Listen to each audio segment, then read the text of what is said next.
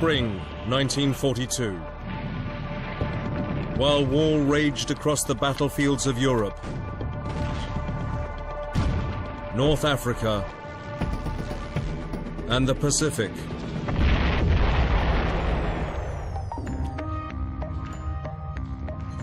Adolf Hitler settled into his newest bunker, the Wolf's Lair. People are dying across the world because of Hitler. Rather than focus on that huge issue, he's focusing on a microcosm. He's taking a little tiny detail of control and practicing. How perfectly can he get his dogs to do what they're told?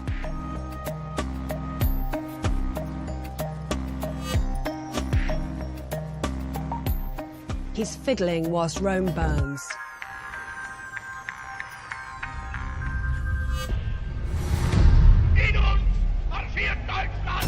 Hitler.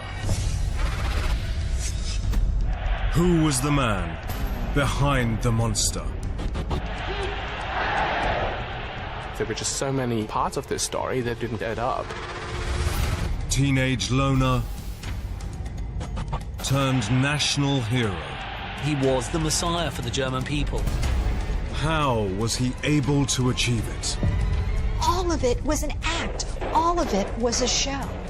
This is the definitive guide to the most hated man in history.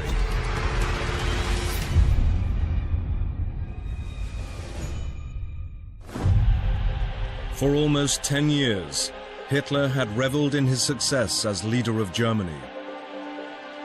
But the tides of war would soon turn against him, resulting in millions of deaths and marking the start of his downfall.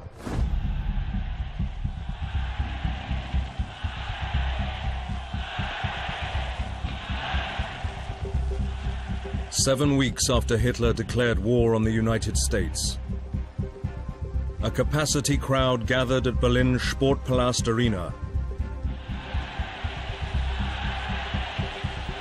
eager to hear him speak.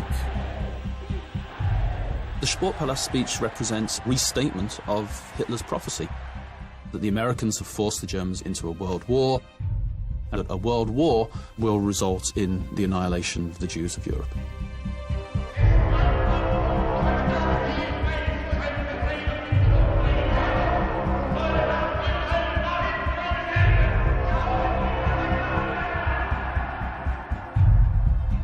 We can read it as an initiation into this huge program of mass killing that is now about to really take off. So rather than a threat, as it was in Hitler's 1939 prophecy, this is now something that's actually happening.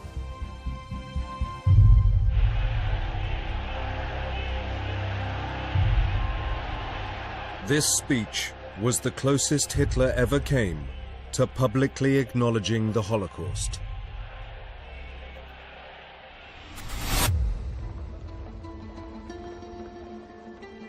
Three years earlier, Hitler endorsed a Nazi euthanasia program, which systematically murdered Germany's physically and mentally disabled.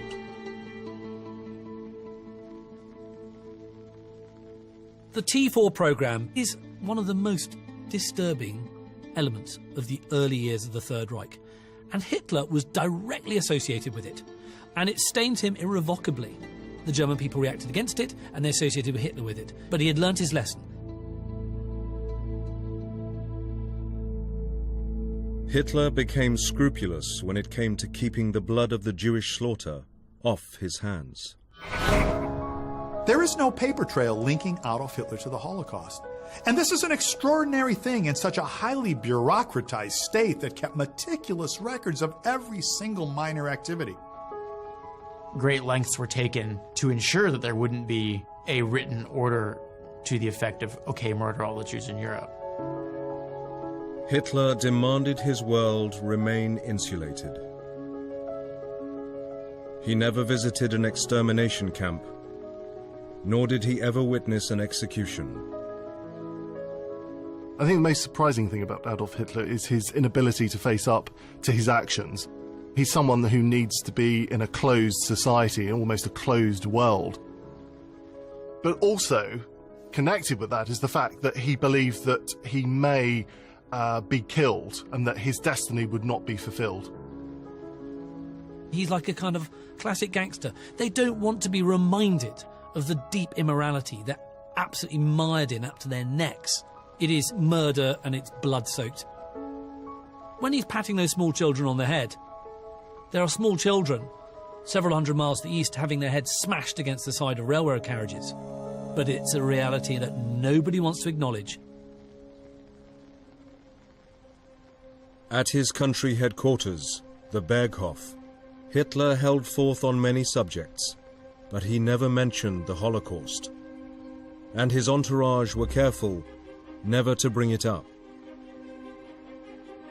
In her memoirs, Henrietta von Schirach, the daughter of Hitler's personal photographer, recalled breaking the unspoken rule. She's seen Jewish women being brutalised in Amsterdam, and she's determined to raise it with Hitler under the almost charmingly misguided belief that Hitler would be appalled in the same way as she is. So she goes to the Berghof, she has some tea, a slice of cake, and she mentions this horrible, horrible thing that she's seen in Amsterdam. And Hitler just snaps.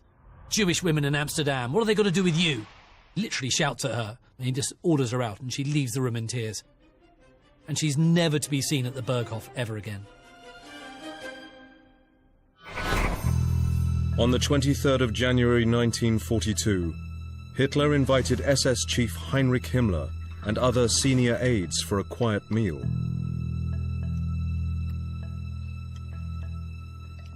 According to his staff's official memos, private moments like this allowed the Führer to give the Holocaust his blessing.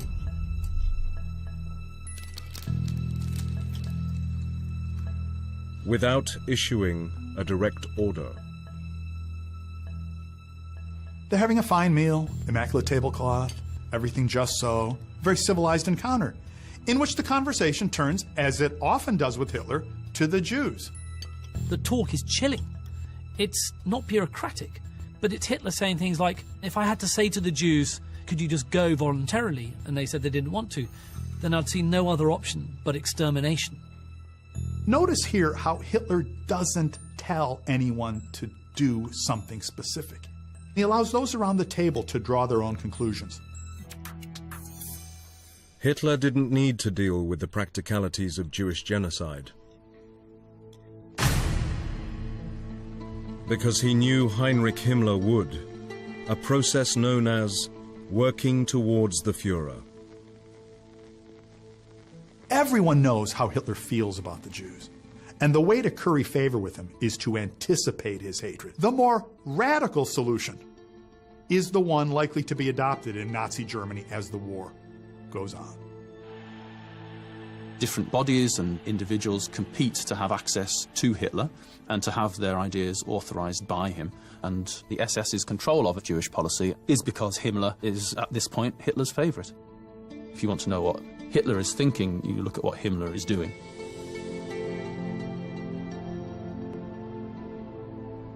Three days before his meal with Hitler, Himmler's Nazi SS met at this stately home in a Berlin suburb.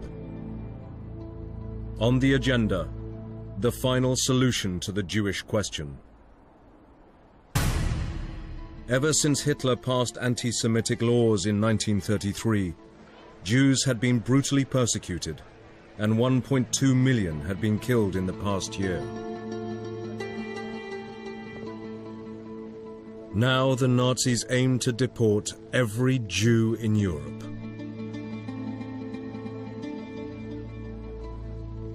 Their fate was industrialized murder in new extermination camps with gas chambers. In Hitler's last will and testament, he makes clear that he is very proud of the way in which the people that have had to be killed for the Greater Germany have been killed in a humane way. He thinks the whole concept of gassing is a good, clean way of killing people. He knows what's going on when they arrive at Treblinka or Sobibor or Auschwitz, when they are herded into the gas chambers.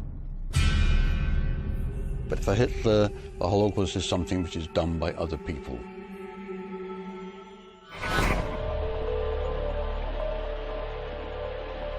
Hitler had experienced unbridled success as leader of Germany for nearly a decade. But the tide was starting to turn. The US and Soviet Union were proving formidable enemies.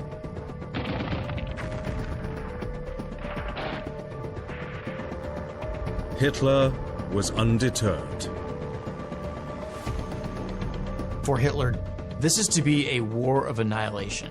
It is a clash of civilizations. It is a clash of races. And there will be no second place. Either Germany or the Soviet Union will be completely destroyed.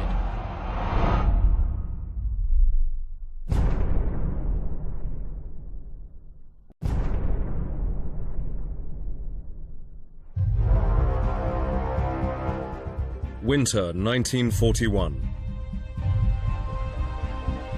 At his Wolf's Lair HQ, 500 miles from the front line, Adolf Hitler decided to take personal control of a new Eastern offensive. You've got a man who wants to be the supreme warlord, but desperately also wants to be the person right there in the middle of operations. And you can't do all that. But when a devastating Soviet counteroffensive led his generals to recommend tactical withdrawals, Hitler overruled them and issued a halt order. His troops had to stand and fight to the death.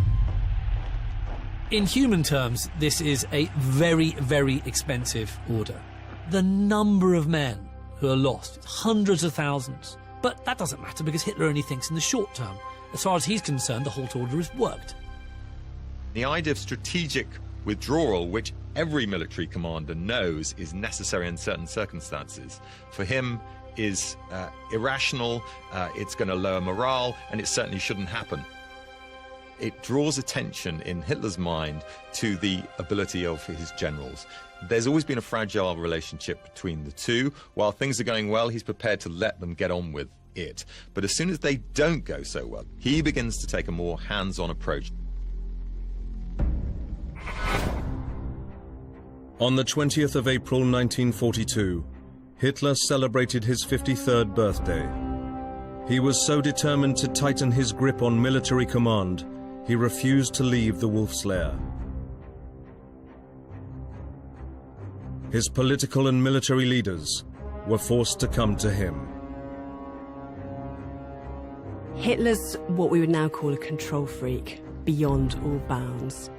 He needs to assert his dominance over other people, without exception, at all times. We see somebody who, as a child, had this overbearing father, beating him and humiliating him. So Hitler starts off from a position of extreme weakness, and it's something he never wants to experience again. What it looks like, everybody's smiling, but there are some subtle nonverbal things that we can identify that suggest that all is not going well here, and then there's an undertone of tension. Let's stop right here. This man and Hitler are shaking hands. One thing that's very telling here is there's personal distance that he wants to close, because we tend to draw closer to people we like. So he tries to pull him in, but Hitler clearly is very reluctant. There it is, right there. He's pulling him in and he steps in. He's trying to send a nonverbal message to Hitler, let bygones be bygones. Whatever problems we had in the past, they're over with. Let's be friends again. This man was Nazi Foreign Minister Joachim von Ribbentrop, who strongly opposed Hitler's invasion of the Soviet Union. The gentleman in the back, he's trying to read what's going on because he knows there's tension. And this is not a happy birthday. There's some kind of undercurrent going on there that lets us know that this may be the beginning of a break with Hitler and his generals.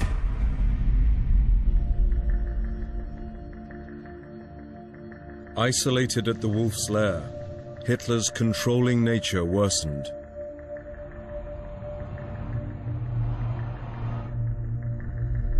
His days were spent training his German shepherd, Blondie, and interfering in every military decision, no matter how small. Hitler insists that any German soldier wanting to marry a foreign woman submit photographs and a resume of the foreign woman to him for his own personal review. It was just the madness that drove him, his ability to obsess about little details like that, even as this titanic war was raging.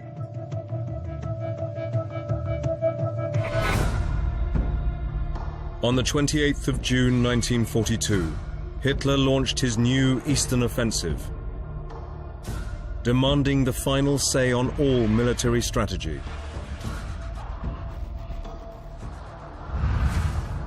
He decided to send over 1 million troops towards the southern Soviet Union.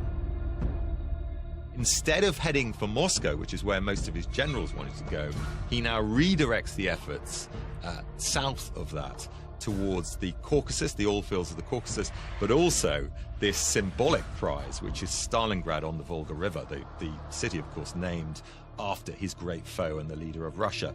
He's going to capture that city because if he does it, it's going to be a huge humiliation for Stalin. These private photographs show Hitler imposing his will on seasoned commanders.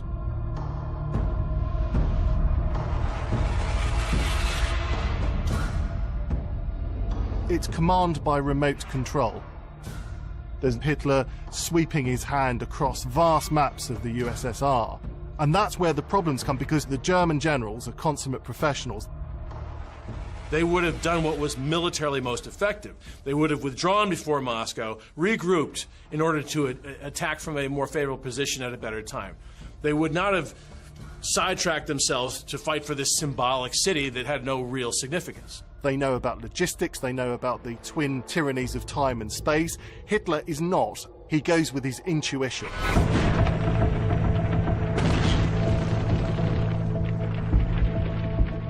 "11 days into the new Eastern Offensive, Hitler ignored the objections of his generals and split one of his army groups to attack Stalingrad. The decision weakened his forces in the south, and they struggled to gain ground. At a forward command base in the Ukraine, Hitler's frustration boiled over.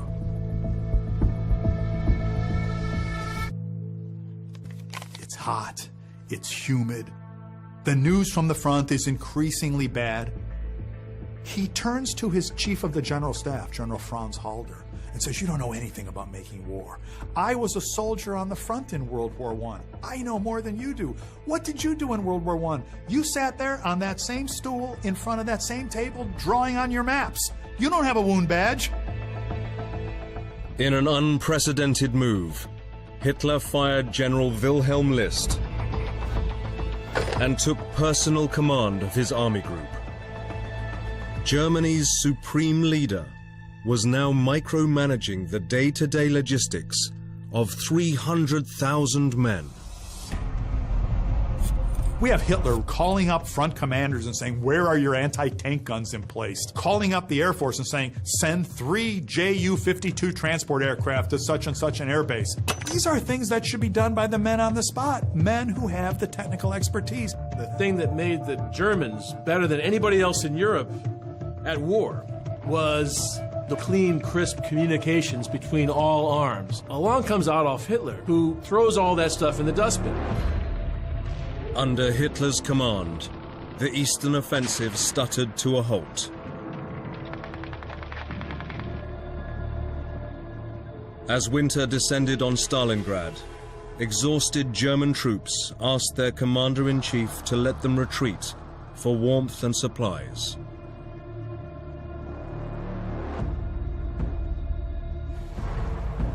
He's sitting in the Führer train, the dining car, the rosewood-paneled dining car, when another train pulls up alongside. a boxcar, carrying German soldiers, bedraggled, demoralized, some grievously wounded. These are troops from Stalingrad. As those ragged scarecrows peer into the window of his dining car, he reaches across the table and pulls down the shade.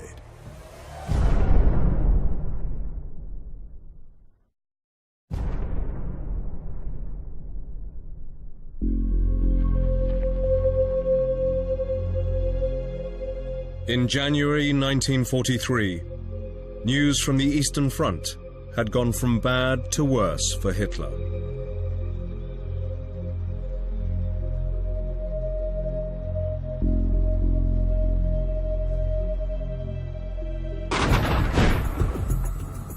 After 5 months of bitter fighting for control of Stalingrad, the Soviets had surrounded his troops. As the Battle of Stalingrad begins to go badly, and as the German army there is cut off, Hitler begins to think in terms of German honor, German strength, German racial superiority. Germans wouldn't be taken by mere Slavs, that sort of thing. As far as Hitler's concerned, this is now ideological. This is an endgame to deal with Bolshevism and to deal with the Slavs. And so this racialist nonsense that forms Hitler then comes to drive his decisions. Sondern weil mir daran gar nichts mehr lag. Nicht nur deswegen, weil vielleicht Herr Stalin daran glaubte. Das Entscheidende ist in diesem Krieg, wer den endgültigen Haken austeilt. Und da können Sie überzeugt sein, das werden wir sein. So far, 50,000 soldiers had died in the siege of Stalingrad. But Hitler, once again, refused to let his army withdraw. There's a complete lack of reality at the Führer headquarters. In Stalingrad, men are starving, they've seen their comrades killed, the freezing sub-zero temperatures. It's a cataclysmic scene, but Hitler doesn't want to face up to the realities on the ground. The image of Hitler is that he spent 4 years during the First World War in the front line, in the trenches, and this is partly because he gives that impression in Mein Kampf. The truth is very different because he's given the job of dispatch runner quite a long way behind the front lines. He's not aware of the sacrifice of the troops in quite the same way as if he was sharing the experience with them. It's ironic because during the siege of Stalingrad, Hitler berates his generals for not having been frontline soldiers during the First World War. And yet Hitler didn't actually understand what it was like. He's created this kind of fantasy world, I think, about what German soldiers can do, which bears no reality, in fact, to the extraordinary conditions they had to face on the Eastern Front. On the 22nd of January 1943, Hitler received a desperate appeal from the German commander inside Stalingrad. His men were surrounded, out of ammunition, and forced to eat their horses to survive. General Friedrich Paulus wanted permission to surrender. It's a completely logical request from a military commander. Hitler won't allow it because he's still fixated with this idea. You're going to go down in history if you make the Russians know that the Germans will never give in. He insisted that the troops would never surrender, however big a hole they were in, and often they would not withdraw from situations from which they could escape simply as a matter of principle. And that, in more general terms and over the course of the war, was a disaster. He promotes Paulus to General Field Marshal because he expects his generals and field marshals to fight to the last man and the last cartridge. If not, he expects them to commit suicide. Hitler thinks that his soldiers are ideological warriors for a great idea. But they're the ones stuck out in a frozen waste, 1,000 miles from home, trying to eat a frozen horse.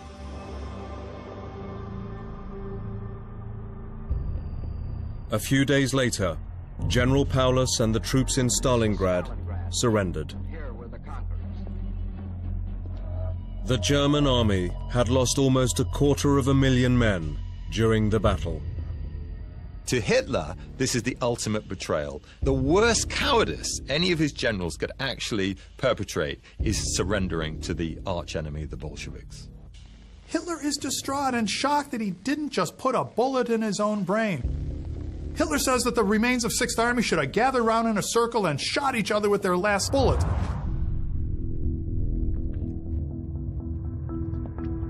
At the Wolf's Lair, Hitler struggled to deal with the reality of defeat. Privately, Hitler's in a really, really bad place. The only thing he has for company is one of his Alsatians. It's an emotionally very, very dark and gloomy place he's inhabiting. Up to that point during the war, he has been having lunch every day with his adjutants and discussing military progress and so on. But he can't bear the reality of this defeat. And so from then on, he eats only with women, usually his secretaries, and those women are under orders to keep the conversation light and cheerful. You couldn't bring him bad news. If you brought him bad news, you'd be exiled, demoted, executed. Even when a brave subordinate would give him the real estimates, Hitler would often respond, well, he'd write in the margin, this just can't be true. And so Hitler's defeat is written in this inability to wrestle with reality.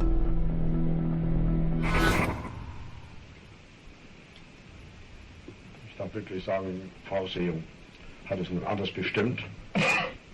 Und nachdem sich The extent of Hitler's self-delusion was captured on a secret audio tape. die Entwicklung Made without his knowledge by a sound engineer, it's the only known recording of him speaking in private and off the record. der Richtung auch Entschlüsse, und zwar bindende Entschlüsse zu fassen, der jetzt hinter uns liegt. Hitler can be heard explaining to Finnish Marshal Carl Gustaf Mannerheim why the assault on Russia wasn't going to plan. Vielleicht. Wir wussten das selber auch nicht so ganz genau, wie ungeheuerlich diese Strafausrüstung war. Hitler admits he was not properly prepared.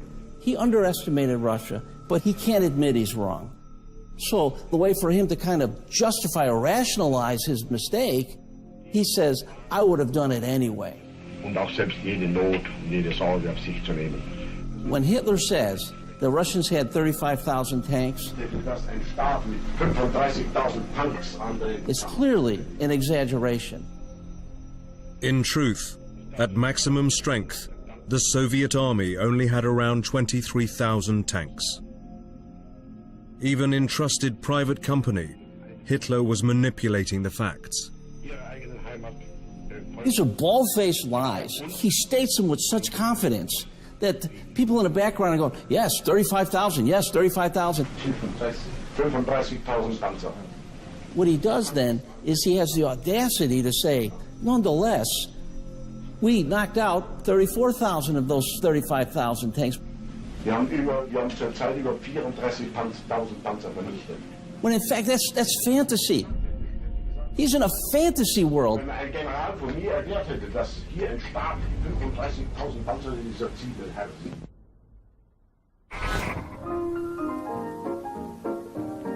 In summer 1943, Hitler's state of denial was setting the tone for his entire regime. Propaganda minister Joseph Goebbels had released films showing German women on the home front enjoying the good life.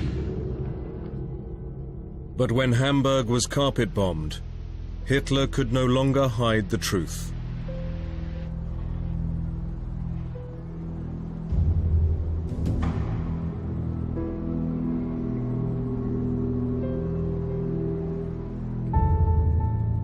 As the city burned, Hitler was unmoved. On the one hand, he has feelings for animals and children, but on the other, he has absolute indifference to the suffering of human beings. He believes that these hardships are what the German people have to go through for final victory. Hitler does not make a gesture toward his public that I'm with you still, I'm one of you. Instead, he buys 3,000 paintings that are going to be housed in a new museum of art. In 1943, 1944, the last thing you want to do is spend an exorbitant amount of money on artworks, and yet he does it. Not exactly a man who's staying with his people to the bitter end in the most horrible of conditions. One of the funny things, well, funny in a very sick way, is that, Hitler hopes that the Allied bombs will destroy the Berlin Town Hall, which he sees as an execrable form of architecture. Had he been in charge, he would have built a better town hall. And so he keeps looking, have they bombed it yet? Have they destroyed it yet? And if they don't bomb it, I'll be really disappointed, and I might even bomb it myself. Privately, Hitler was defiant, but as the destruction mounted, he lost his appetite for public appearances. The sense that Hitler has retreated doesn't go unnoticed, and you even find graffiti smeared around parts of the cities that are critical of the government. Quickly erased, of course.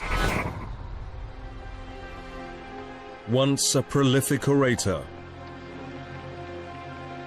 Hitler only made 2 speeches in 1943. One of them shortly after the defeat at Stalingrad. It's really an issue for Goebbels to try to coax Hitler to speak to his people. When he does speak, Hitler is himself dejected. Ich glaubte, dass jetzt die Stätten meiner Arbeit, an die ich seit Monaten gebunden war, mit ruhigem Gewissen verlassen zu können. Dank dem Opfer und Heldendum unserer Soldaten der Ostfront ist es gelungen, nunmehr endgültig die Krise, die das deutsche Heer durch ein unverdientes Schicksal gestürzt worden war, zu überwinden.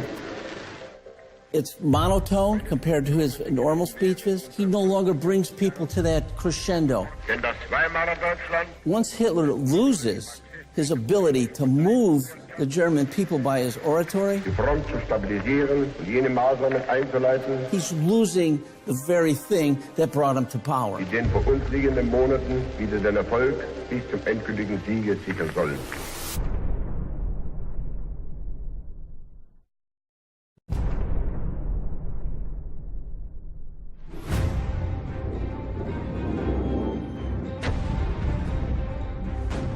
On the 9th of July 1943, the Allies invaded Sicily, opening up a new Western Front. 16 days later, Adolf Hitler's closest Axis ally, Benito Mussolini, was taken into custody by his own government. The Führer began to hatch a daring rescue plan. The idea of rescuing Mussolini is terrifically exciting for Hitler. It's like a piece of boyish escapism. While the rest of the war's going badly, he can prove himself. Ultimately, Hitler is a child. He's someone who thinks that getting Mussolini back and putting him back atop a fascist state will somehow turn things around for the Axis. And Hitler has a very curious relationship with Mussolini. In the 1930s, Hitler is very much an acolyte of Benito Mussolini, an admirer. His prized possession is a signed photograph from the Duce. I think there's a genuine fondness that Hitler feels for Mussolini. Why? Because he's the only other man on the planet who has any idea of what it's like to be a jackbooted dictator of a European fascist state. But of course the relationship falters as Mussolini's political and military campaigns falter. And so therefore it's Hitler who has to end up bailing him out. German intelligence informed Hitler intercepted messages had revealed Mussolini was being held in the Italian Alps.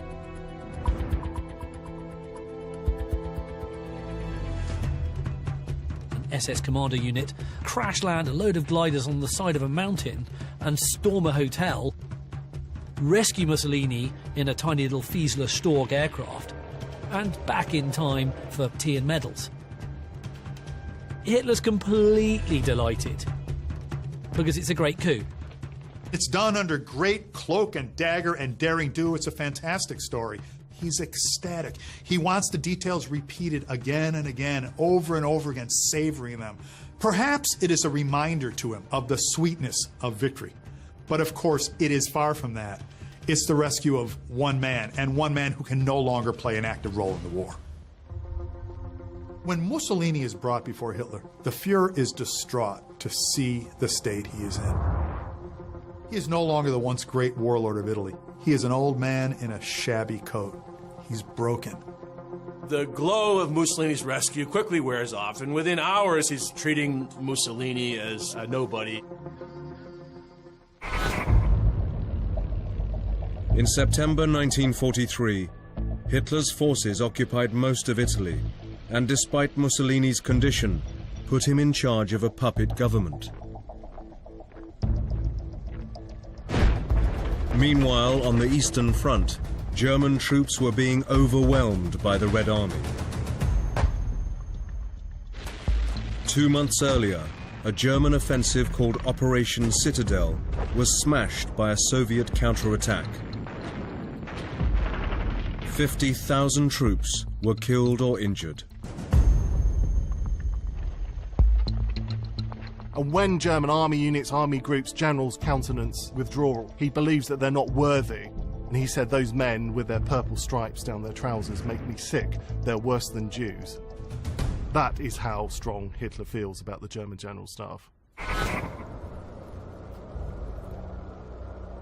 For one of Hitler's most senior commanders, the feeling was mutual. Field Marshal Erich von Manstein was openly critical of the Führer's aggressive tactics, earning him several visits from Hitler himself. This is a rich piece of footage, historical context. Hitler, after winning so many battles, now is losing. And his general, von Manstein, is trying to get this message across to Hitler. And he's trying to say, hey, occasionally we need to do a tactical retreat. But Hitler's not about retreat at all. He's forward, forward, forward thinking. And so you note the relationship here. The general is not pleased. I don't like what's happening here. And Hitler's not interested at all. In fact, for most of this footage, he's actually disengaged. You can see that he's not even really listening. He doesn't really even care about all these passionate details that the general is giving him. Instead, he wants to gain power over the situation.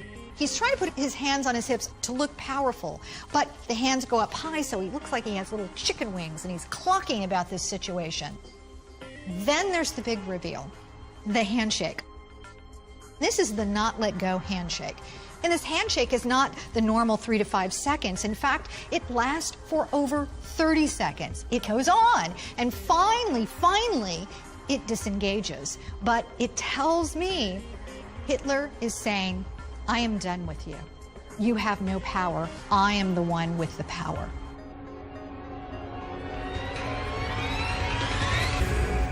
Hitler later fired Manstein. He was determined to cleanse the army of anyone who disagreed with him, even his best men. Generals Halder, Guderian, and Rundstedt, heroes from the French campaign, were also dismissed. Hitler replaced them with inexperienced men who would do as they were told. You know, there are generals who are being paid by Hitler under the table, outside of their normal salary, large sums of money to support him. He's paying them for loyalty. He's paying them to shut up and do their job. In May 1944, enemy forces converged on the Reich. The Red Army was less than 400 miles from Vienna. The Allies were closing in on Rome and preparing a huge invasion force in England. But Hitler was back at his Alpine HQ, the Berghof, and relaxing with his mistress, Eva Braun. Eva Braun says it reminds her of the good old days. short walks with the dogs, films in the evening, sitting by the fire, cake in the tea house, guests staying, people out on the terrace, on the lounges. However, we know that in his relationship with Eva Braun, as in so many other areas of his life, Hitler resorted to drugs. He was injected with testosterone, cocaine eye drops, everything. As his health worsened, Hitler's leg was shaking uncontrollably. His personal physician, Dr. Theodor Morell, noted in his diary it was probably stress-related. The treatment was an injection believed to contain methamphetamine.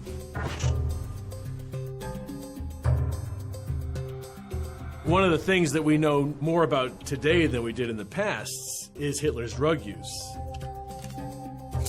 He was on a cocktail of something like 74 drugs. And so this clearly clouds the mind. It'll keep you up, it'll keep you going, but it really robs you of a great deal of perspective. He's an addicted leader. And so all of the flaws that he brings to the table before he gets into drugs become very much amplified by that drug use. Eva took advantage of Hitler's detached mood and hosted her sister's wedding reception at the Eagle's Nest Tea House above the Berghof. At weddings and at formal occasions, he's wheeled out as the kind of slightly embarrassing relative who's a bit creepy and austere and detached. He's kind of glassy-eyed and he's just not there anymore. He's, of course, dealing with his own health issues, his own insomnia, his own worries about where this is all leading. From a propaganda perspective, this is powerful because the whole Hitler myth is built upon sort of accessibility to Hitler, hearing his voice, seeing his face. When all those things were absolutely needed to convince the German people that Hitler was still the leader of the country, he doesn't show himself at all. Hitler now based his military command at the Berghof. Each day, a few hours were set aside for strategy meetings with his generals, in what was an otherwise leisurely routine. The whole kind of schedule of the day is teenagery. And Hitler talks about the 4 years between the death of his father and the death of his mother as one of the happiest periods in his life. And he is absolutely indulged by his mother. He has to do nothing except lie in and enjoy himself. And with the help of drugs and the mountains. And that's what he recreates in the Berghof. So the long lie-in, the late breakfast, the medical treatments, the injections, the pills, before lunch. And then he will walk down to the tea house, eat cake, and he gets driven back uphill because he never likes to physically exert himself.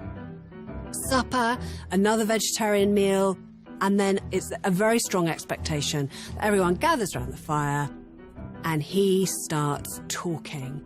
And he talks and talks and talks about art, about race, music, vegetarianism, about history, talking to the people. difference between... They'll have to sit there and listen to it. And we have many memoir accounts where people say, my God, I was ready to shoot myself.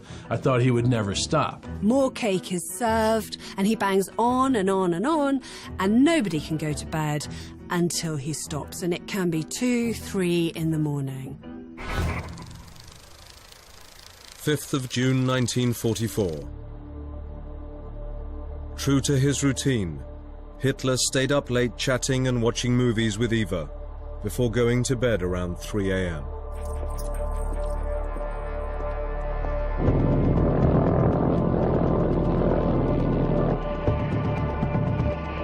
"600 miles away in Normandy, American paratroopers began the first phase of the Allied invasion.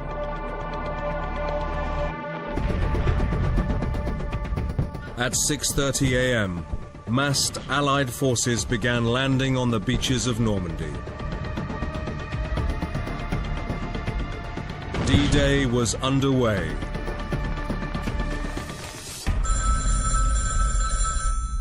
And the Führer couldn't be woken. Hitler was the only guy that could release divisions, reserve divisions, to repel the invasion, and yet nobody would wake him. Hitler is literally asleep at the wheel. Landing craft are bringing the troops to the various beaches: Gold, Sword, Juno, Omaha, Utah. The Allies are ashore in Normandy, while Hitler is rubbing the sleep from his eyes. And it's not until about 10 o'clock that his staff dare to wake him up. When he does awake, his response is curious. "Gentlemen," he says, "it's finally happened.